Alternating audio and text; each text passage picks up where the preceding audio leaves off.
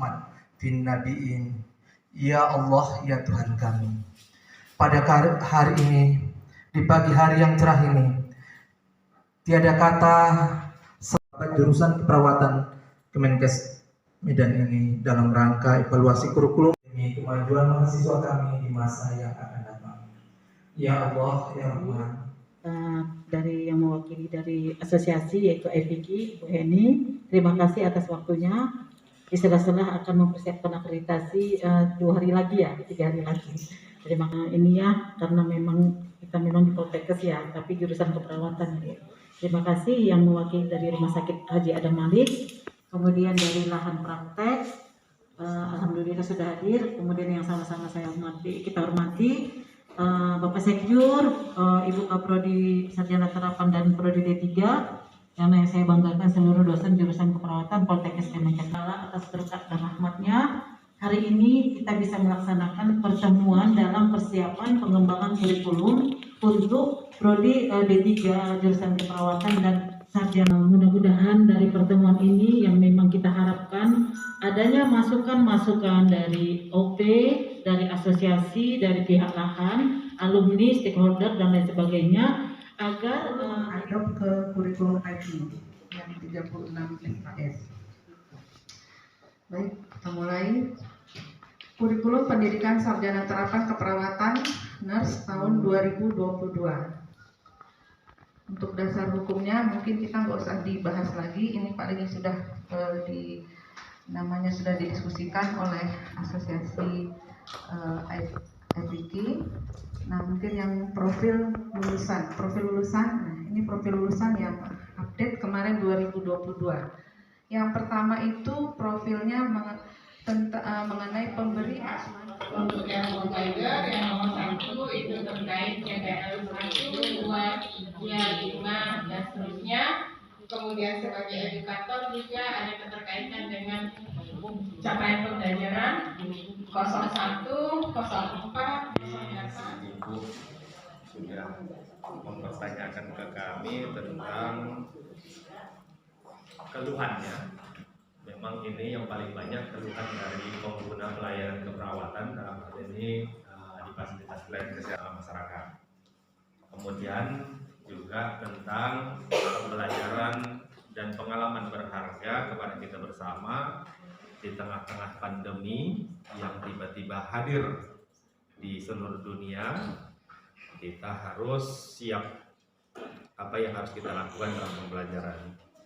Kami merasa ini perlu ditingkatkan untuk masalah etika dan komunikasi ini, karena ini adalah modal dasar sebagai seorang perawat di dalam memberikan aspek. Karena kita ketahui bahwasanya dari dulu kita sudah diajarkan bahwasanya keperawatan ataupun perawat ini adalah ilmu terapan dan harus benar-benar diterapkan di tengah masyarakat modern. Nah, kalau kita mengacu kepada etika dan komunikasi, tentunya perawat itu harus bisa sebagai role model di tengah-tengah masyarakat kita.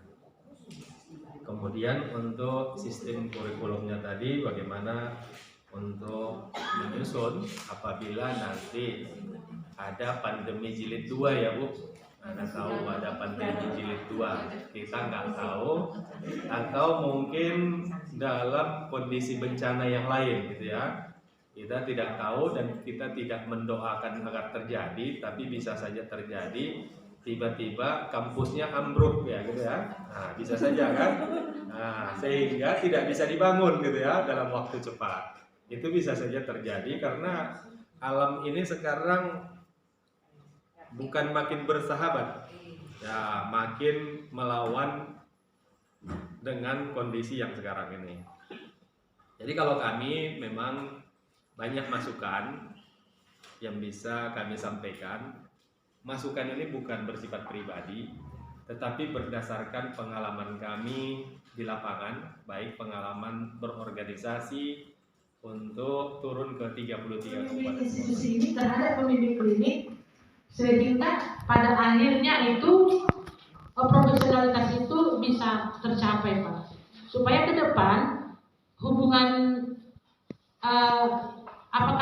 apakah memang yang itu yang benar, bahwa memang pemimpin institusi tidak boleh ke ruangan, atau memang yang benar itu boleh bersama-sama dengan pemimpin klinik. Mohon masukannya. Terima kasih.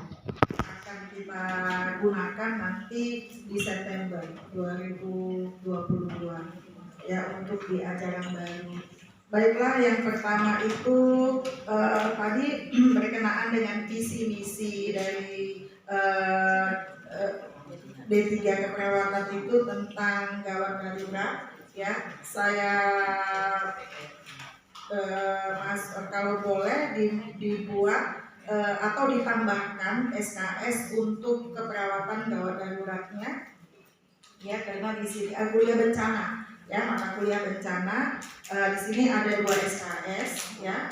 Kalau bisa ditambahkan agar memang visi misi untuk gawat darurat itu lebih tercapai, karena memang kalau hanya 2 SKS dengan kita menggunakan dengan kita punya visi misi kita gawat darurat tidak begitu tercapai nantinya ya. Jadi kalau boleh ditambahkan untuk di semester berapa yang dapat atau setelah itu gitu ya Bu, itu masukan.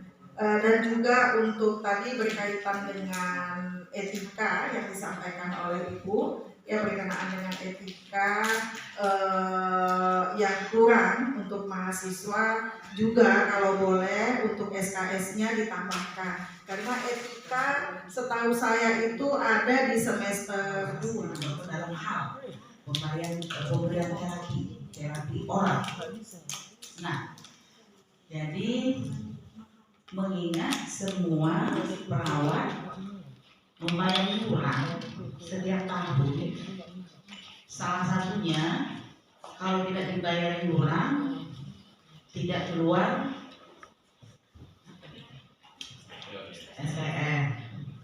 Nah, jadi saya minta maaf ya Pak ya, karena begini, saya kurang melihat tindakan atau bisa dikatakan action yang operasional dari pihak PTNI untuk perawat. Itu yang saya tidak lihat. Mungkin saya tidak melihat. Bisa saja nanti kan pihak PTNI bisa menunjukkan ini yang sudah dikerjakan. Selanjutnya, dan mutu pelayanan berdasarkan perkembangan ilmu dan teknologi keperawatan untuk meningkatkan kualitas asuhan keperawatan dengan memperhatikan prinsip caring sesuai kode etik profesi.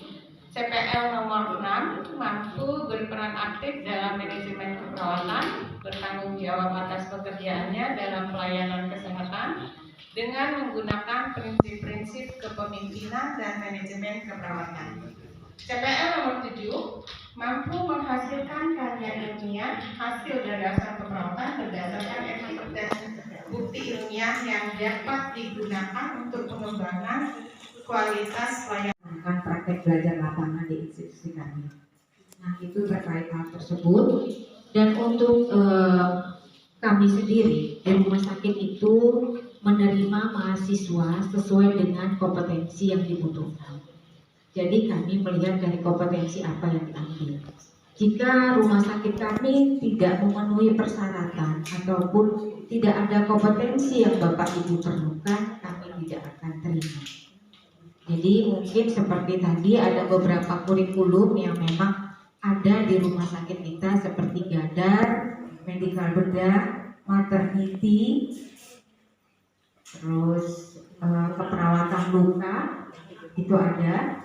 Jadi mungkin beberapa yang memang kami sesuai dengan kompetensi apa yang memang dibutuhkan oleh mahasiswa. Dan selanjutnya untuk CI, kita menjadi CI di rumah sakit Adam Malik harus memiliki sertifikat per sektor. Untuk CI yang belum memiliki sertifikat per sektor, rumah sakit memfasilitasi agar CI-CI kita mengikuti pelatihan tersebut. Jadi memang sudah ada beberapa kerjasama dengan institusi lain terkait dengan pelatihan perseptor bagi CI di kita. Bahwa lebih dari sisi kemampuan akademiknya, kemudian dari etikanya juga lebih dari yang lain. Ya, kemungkinan juga karena ada saringannya ya. Kalau dari swasta memang ya apapun jadi mahasiswa juga. Dokter, transfer pasien, internal A dan seterusnya, bidang dan seterusnya. Ini perlu sekali. Kelemahan yang kami temukan di lapangan adalah alumni kita tidak terpapar dengan komunikasi yang efektif. Sementara di pengguna ini sangat-sangat penting. Gitu. Jadi tapi komunikasi terapeutik dan umum mereka udah sangat luar biasa.